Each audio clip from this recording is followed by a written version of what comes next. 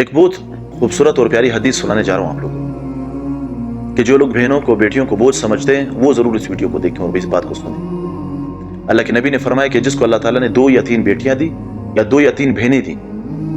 اور اس نے ان کی پرورش کی، ان کی کفالت کی، ان کی اچھی تربیت کی اور ان کا حق ادا کیا۔ حق سے مراد علماء کہتے ہیں کہ جائیداد میں جو ان بیٹیوں کا یا بہنوں کا حصہ بنتا ہے وہ حصہ ان کو دیا اور شادی کے بعد بھی ان کے سر پہ ہاتھ رکھتا رہا، تو اللہ کے نبی نے 2 انگلیوں کا اشارہ فرمایا کہ وہ جنت میں میرے ساتھ اس طرح کھڑا ہوگا۔ یعنی اس معمولی سے عمل پر اتنی بڑی بشارت اللہ کے نبی نے دی کہ وہ اس طرح میرے ساتھ جنت میں ایک ساتھ ہوگا۔ اور علماء نے عجیب بات لکھی ہے کہ اللہ کے نبی نے یہ فرمایا کہ وہ جنت میں میرے ساتھ ہوگا، تو ظاہر سی بات ہے کہ وہ جنت الفردوس میں ہی ہوگا، کہ اللہ کے نبی صرف جنت الفردوس میں ہی ہے۔ اللہ کے نبی کا مقام وہ جنت الفردوس ہے اور وہ انسان اللہ کے نبی کے ساتھ جنت الفردوس میں اس طرح ہوگا،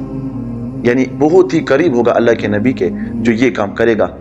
تو بہن اور بیٹی کو بوجھ نہ سمجھے، یہ اللہ کی بہت بڑی نعمت ہے۔